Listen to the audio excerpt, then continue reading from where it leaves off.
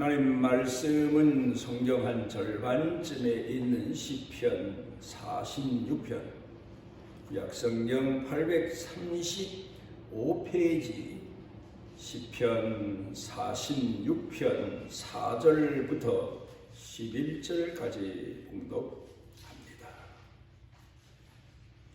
한 시내가 있어 나뉘어 흘러 하나님의 성 곧 지존하신 이의 성소를 기쁘게 하도다.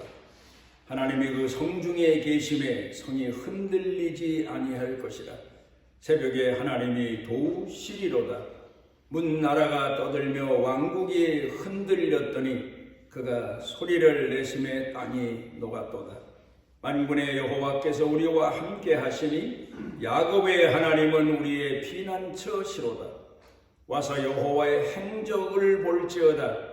그가 땅을 황무지로 만드셨도다. 그가 땅 끝까지 전쟁을 쉬게 하시며 활을 꺾고 창을 끊으며 수레를 불사르시는도다. 이르기를 너희는 가만히 있어 내가 하나님 됨을 알지어다. 내가 문 나라 중에서 높임을 받으리라. 내가 세계 중에서 높임을 받으리라 하시도다. 만군의 여호와께서 우리와 함께 하시니 야곱의 하나님은 우리의 피난처시로다.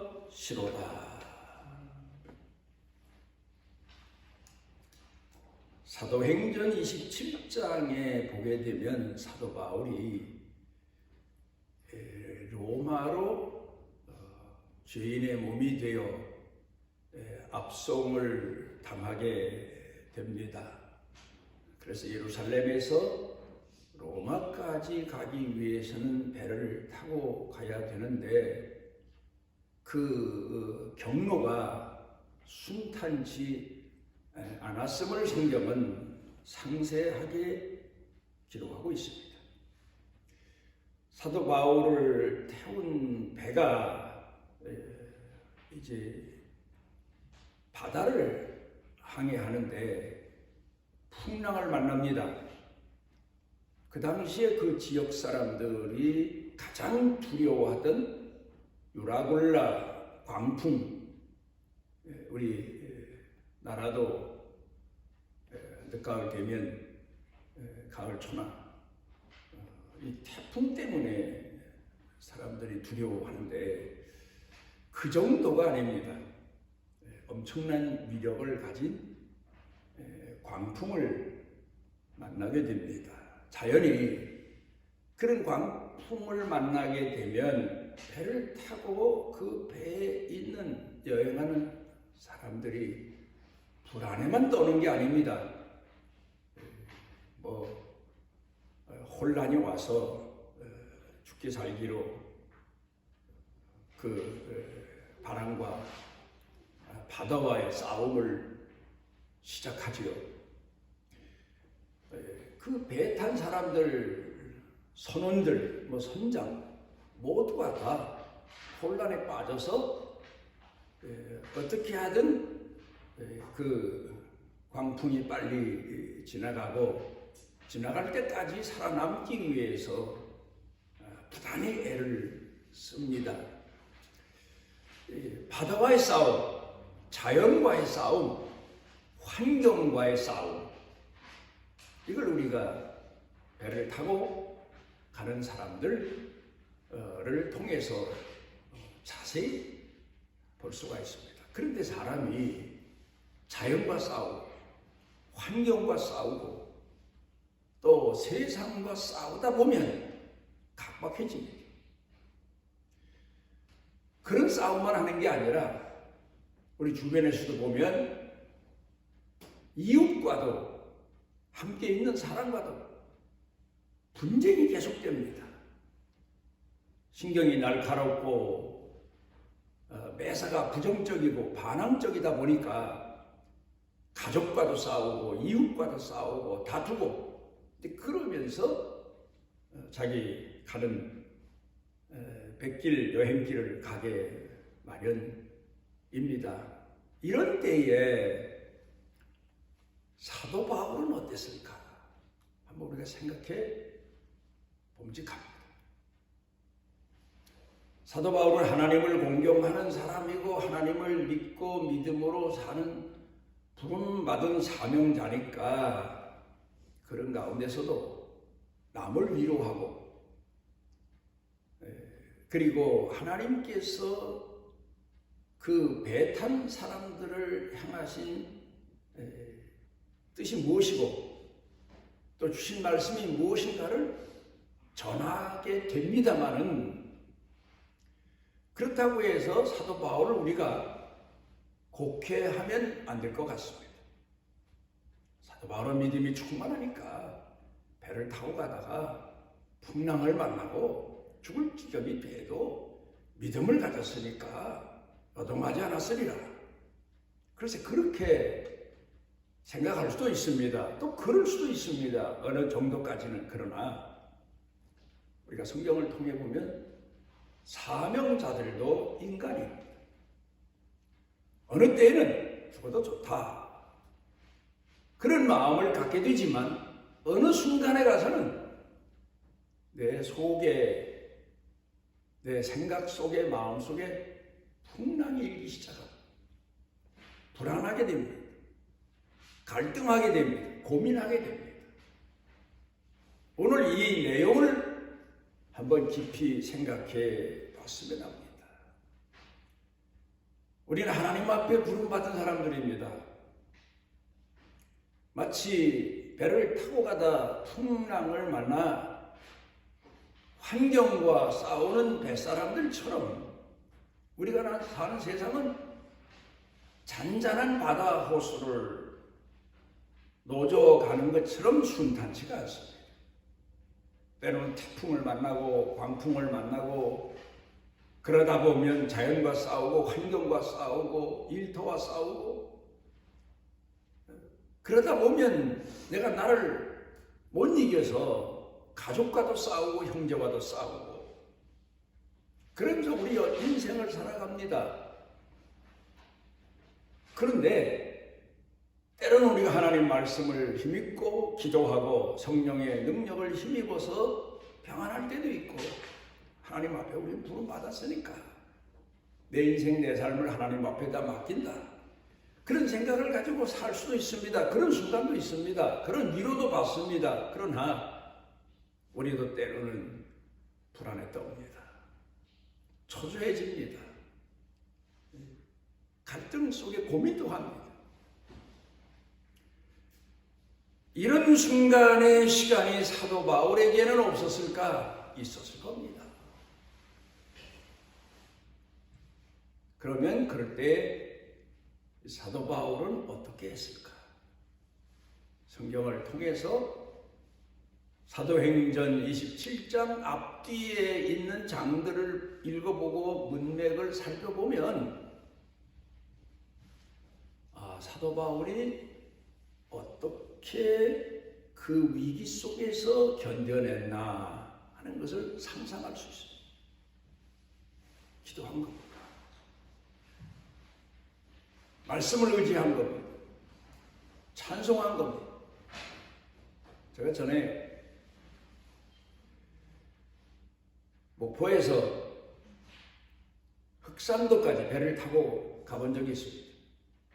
처음 출발할 때는 항구에서 큰 바다 나가기 전에는 배를 타고 여행한다. 바닷바람을 맞아가면서 이런 기본 좋은 생각에서 출발했는데 이 배가 큰 바다로 나가니까 이게 보통 문제가 아니에요. 그래서 이를 어떻게 대처할까 하다가 맨 끝 낮은 자리 뱃머리 쪽에는 흔들림이 많은데 배 맨 끝에 끝자리에 가서 자리에 앉아가지고 찬송을 불렀어요. 아마 그때 내가 제일 찬송 많이 불렀을 것 같아요. 목포에서 흑산도까지 2시간 가는데 계속해서 찬송을 부르고 간 적이 있어요. 그러니까 내 마음이 내 속사람이 정리가 되는 거예요. 그런 경험을 가끔 생각해 봅니다. 문제는 납니다. 요나서를 보면 요나가 하나님이 지시하신 니느웨 성으로 가지 않고 도망을 갑니다. 다시스로. 처음에는 순탄하게 배가 출항합니다. 무사히 다시스 항구까지 도착할 줄 알았습니다. 그런데 대풍이 불기 시작합니다. 배에 탄 사람들이 요동치고 난리가 났습니다. 그 당시에 그 뱃멀미, 심한 풍랑을 이겨내기 위해서 있는 것도 다 버려봅니다. 무거운 것 다 버려봅니다. 그래야 그 심한 파도에서 배가 가라앉지 않기 때문에. 그러다가 안 되니까 이젠 그 다음에 사람들에게 시비가 붙는 것 같습니다. 이게 누구 탓이냐? 누구 죄냐? 죄를 뽑아보자. 결국 그렇게 싸우다가 요나가 걸려들게 되지 않습니까? 그걸 가만히 생각해 보면 오늘 우리가 사는 인생이 그렇습니다. 집안이 평안하고 태평하고 만사형통할 때에는 다 서로가 서로를 향해서 뭐 부정적일 수도 없고 싸울 필요도 없고 그저 편안한 가운데 시간을 보내지만 막상 어려움에 부딪히게 되면 풍랑 만난 뱃사람들처럼 서로가 서로를 탓하고 누구 죄 때문이냐, 누구 잘못 때문이냐, 이런 문제가 왜 났느냐, 이런 시비가 붙게 되지 않습니까? 그때 요나에게서 배운 게 뭡니까? 나를 던져라. 내 죄 때문이다. 자기 자신이 책임지는 마음, 하나님 앞에서 무릎 꿇는 마음. 그래서 결국 하나님은 그런 요나를 다시 살리셔서 사용하십니다. 제가 오래도록 기억에 남는 분 한 분이 있습니다. 이기혁 목사님이신데, 한경직 목사님 하면 한국에서 유명한 목사님인데, 저희 인천 쪽에서는 한경직 목사님만큼 신앙이나 삶에 있어서 목회자들과 성도들에게 존경을 받던 어르신이십니다. 이분을 제가 77년도, 1977년도쯤 봄에 경기도 용문산 중앙기도원에 가서 만나 뵙고 40일 금식기도 은퇴하신 어르신이 축복기도까지 받고 그리고 내려와서 용기를 갖고 개척 교회 어려운 일들을 하나하나 감당해 갔는데, 이분의 특징이 어느 책에 보니까 교회에서 목회하실 때 아침에 출근하십니다. 그러면 부교육자들이 신문을 놓고 뭐 이건 이렇고 저건 저렇고 논쟁을 벌립니다. 그러면 목사님이 무슨 일입니까? 그러면 그 부목사님들이 목사님 세상이 이렇습니다. 이 사건은 이렇게 됐습니다. 그러면서 목사님께 보고를 드리면 그렇습니까? 그 신문 나한테 좀 주십시오. 신문을 들고 사무실로 가서 읽으시는 게 아니라 교회로 올라가십니다. 그리고 교회 강단 앞에 가서 그 신문을 펴놓고 무릎 꿇고 하나님 앞에 기도합니다. 하나님, 세상이 이렇게 시끄럽습니다. 성자 같은 분이다. 문제가 있으면 자기네끼리 다투고 분쟁하고 싸우고 옳으니 그르니 이 편이니 저 편이니 그러는 게 아니라 하나님 우리를 불쌍히 여겨 주십시오. 하나님의 말씀과 하나님의 선하신 뜻을 통해서 해결하기 위해서 하나님 성전에 오르는 아주 귀한 신앙의 모습을 후대들에게 보여주셨습니다.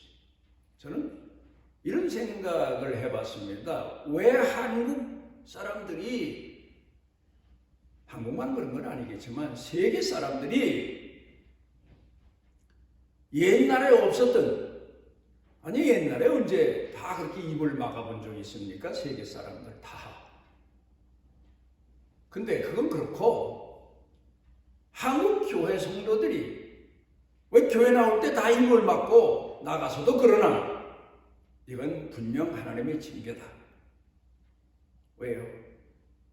교회 나오면 하나님 말씀 듣고 하나님 앞에 찬송하고 하나님께 기도하고, 그리고 성도들끼리 모이면 말씀 안에서 형제 자매 한 무리 된 하나님의 백성으로 살아갔으면 얼마나 좋습니까?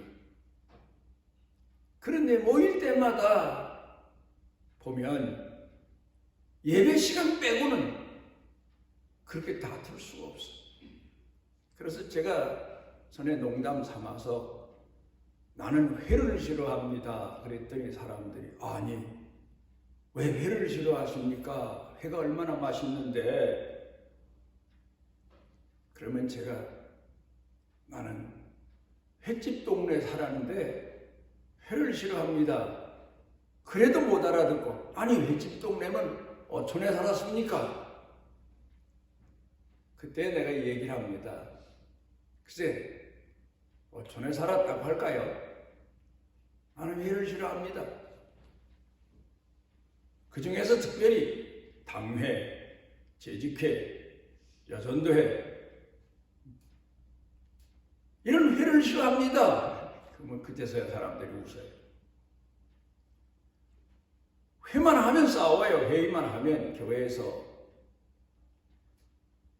예배 끝나고 노회에서도 그렇고 총회에서도 그렇고 뭐 재직회라든 당회라든 공동회라든 모이면 싸워요. 얼마나 민망한지 모릅니다.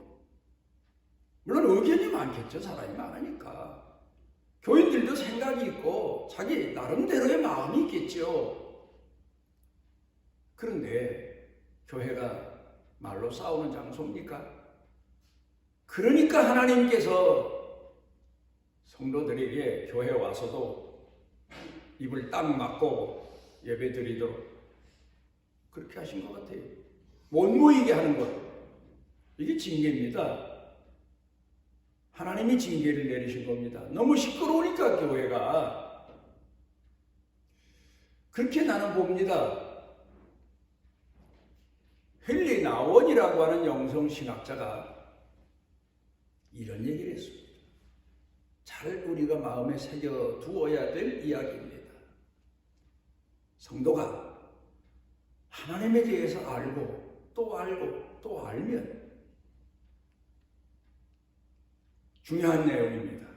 그렇게 하나님에 대해서 체험하고 공부해 가게 되면 유식한 무지로 돌아간다.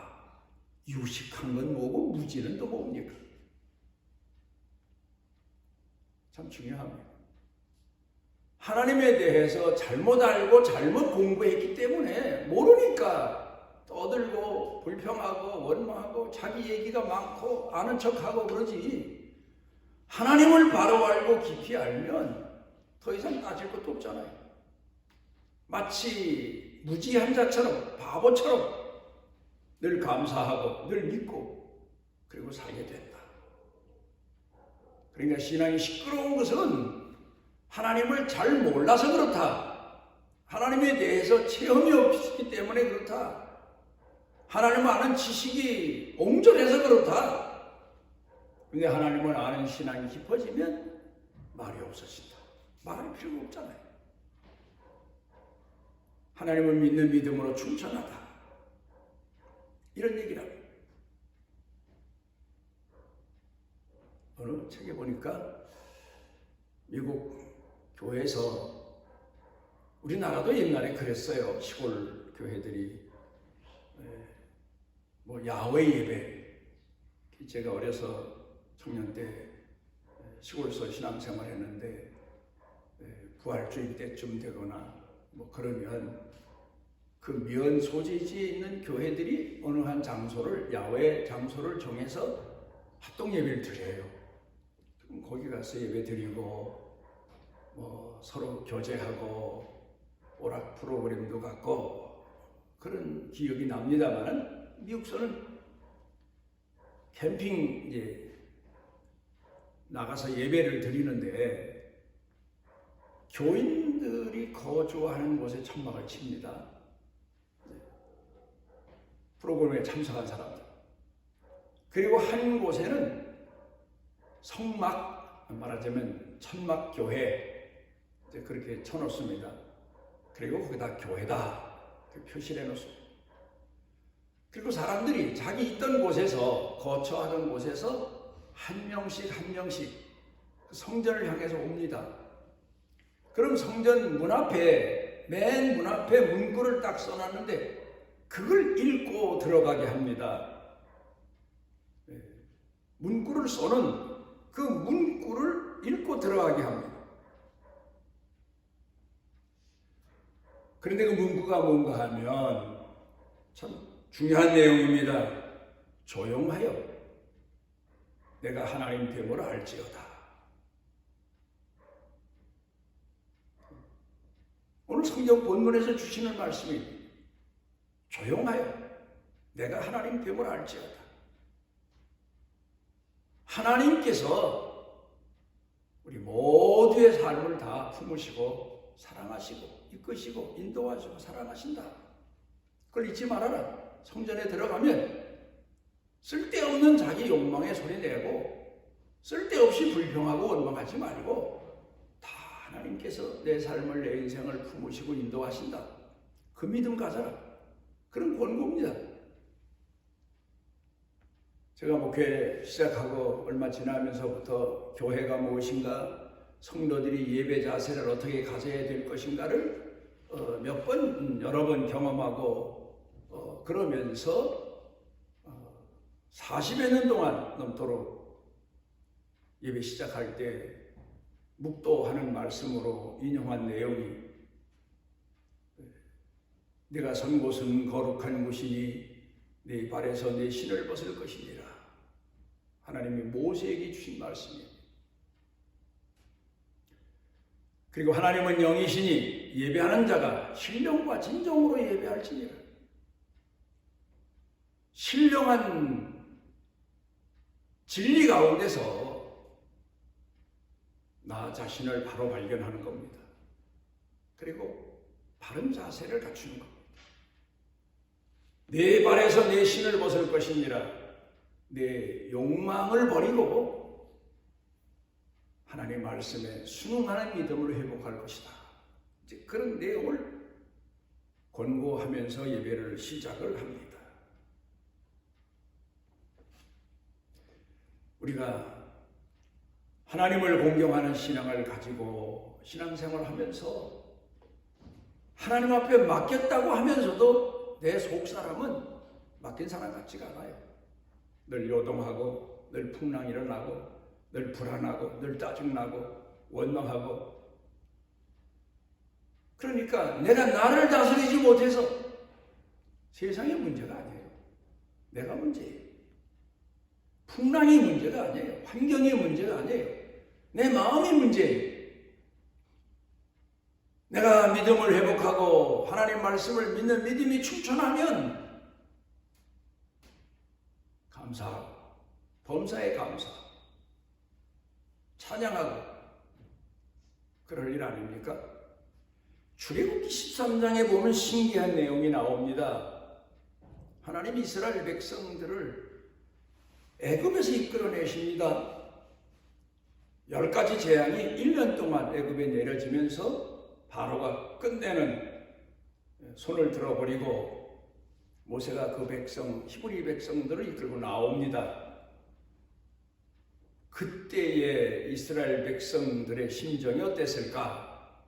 아마 오늘 우리가 아무리 은혜를 입고 은혜를 받았다고 춤을 추고 뛰어도 그때의 심정이 이해하기 어려울 겁니다.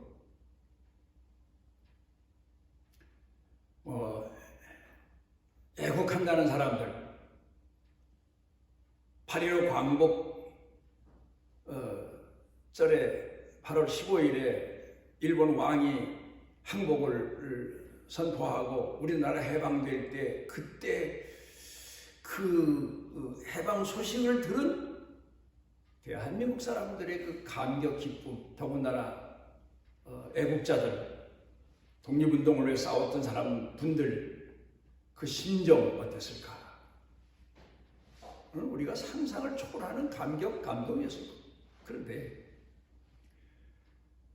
하나님이 가나안 땅을 향해서 이스라엘 백성을 이끌어내시는 거 아닙니까? 그러면 모세가 어떤 사람입니까? 똑똑한 사람이에요.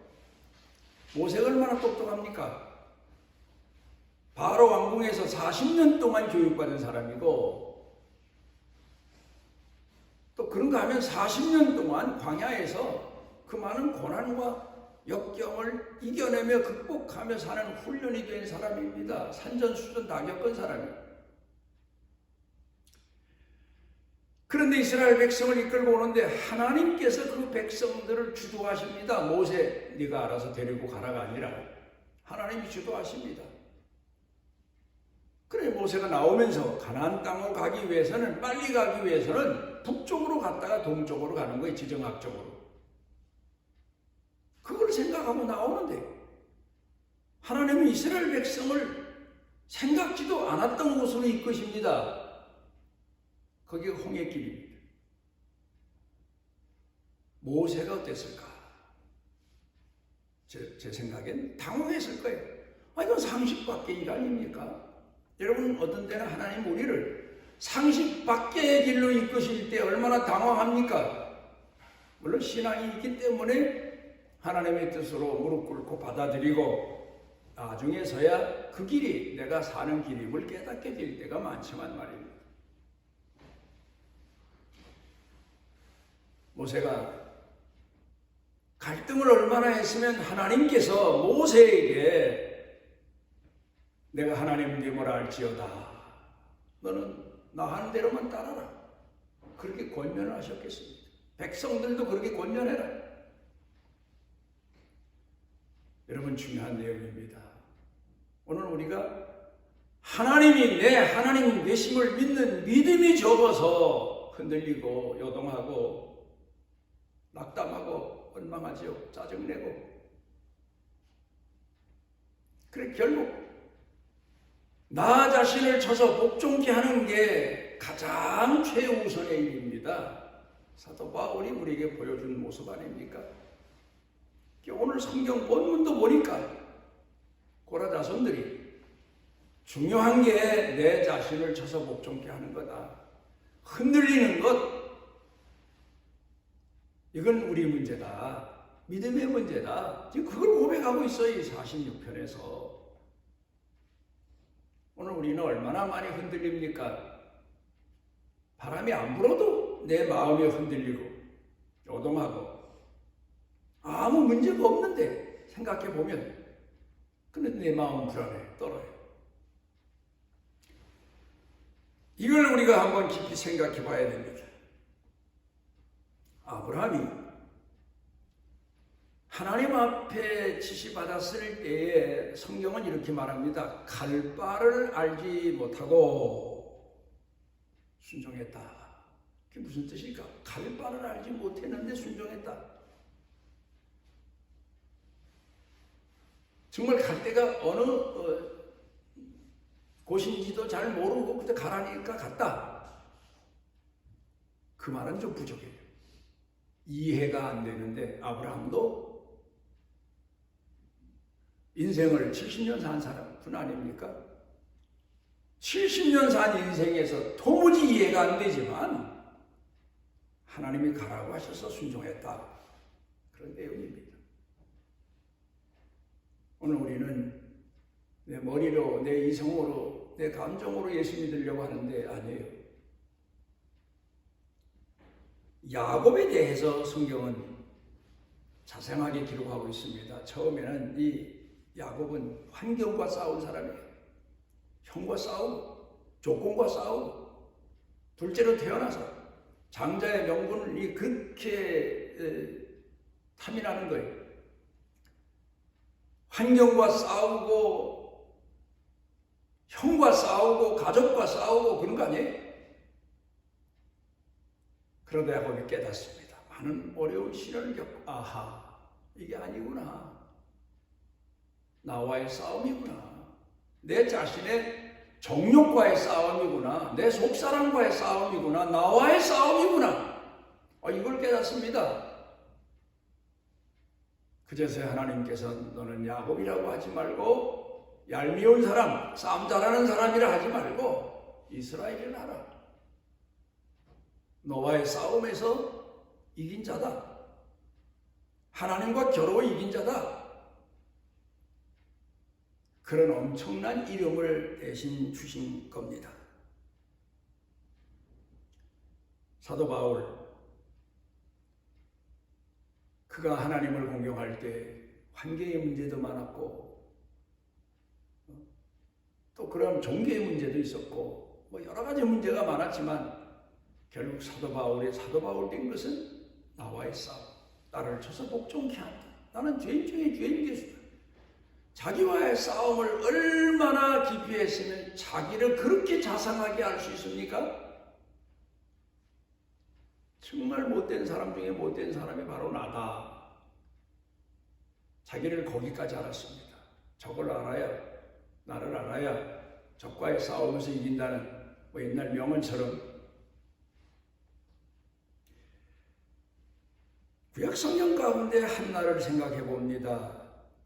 한나의 훌륭한 점이 남편과 싸우거나 남편의 작은 부인과 싸우거나 그것보다는 자기와의 싸움에 하나님 성전으로 달려갑니다. 그 하나님 앞에 기도합니다. 결국 이깁니다. 하나님이 이긴 자에게 축복하십니다. 그래서 결국 영적으로 먼저 이기고 나니까 생활로도 승자가 되지 않습니까? 오늘 우리는 오늘을 살며 내 욕망에 휘둘려서 쓸데없는 데 요동하며 분쟁하고 다투고 싸우고 그러면 인생을 허비할 때가 참 많습니다. 오늘 성경 본문에서 주시는 말씀을 다시 봅니다. 너희는 가만히 있어 내가 하나님 됨을 알지어다. 기도하십니다. 우리를 오늘도 주의 전에 오르게 해주시고 우리 마음을 쏟아 주의 말씀을 우리 마음의 생각에 새기게 해주신 주님, 우리도 우리 자신 속에 숨어있는 나와의 싸움에서, 욕망의 싸움에서, 내 육의 사람의 싸움에서 영적으로 승리할 수 있는 축복의 강한 능력을 더하여 주옵소서. 예수님 이름으로 기도드리옵나이다.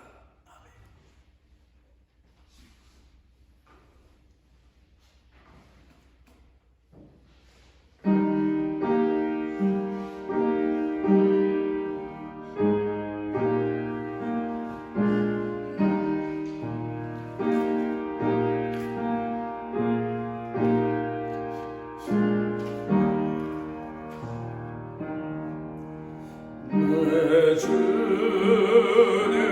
서신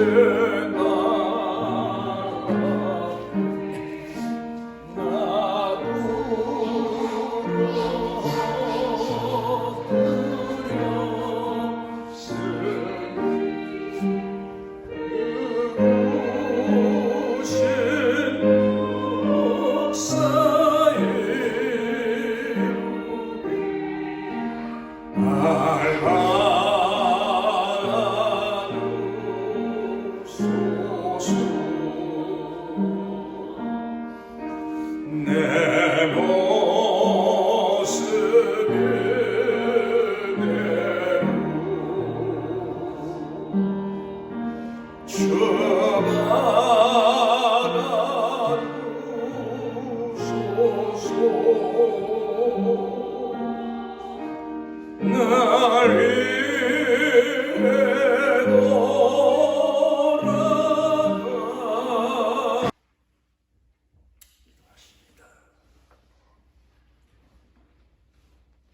우리가 불안에 떨고 우리가 낙담하고 있을지라도 우리를 찾아오셔서 우리를 일으켜 이끌어 주시는 선한 목자이신 우리 주 예수 그리스도의 무한하신 은혜와 우리를 세상 끝날까지 더 이어 영원토록 사랑하시며 사랑을 포기치 아니하시는 아버지 하나님의 만극하신 사랑과 우리 속에 내재하셔서 우리를 권고하시고 깨워주시고 일으켜주시는 성령님의 능력의 은총이 사랑하는 자녀들 머리 위에 영육간에 사는 생활 중에 일터 경영 가족 중에 그리고 온 교회 중에 넘치고 넘치도록 함께 하시기를 축원하옵나이다.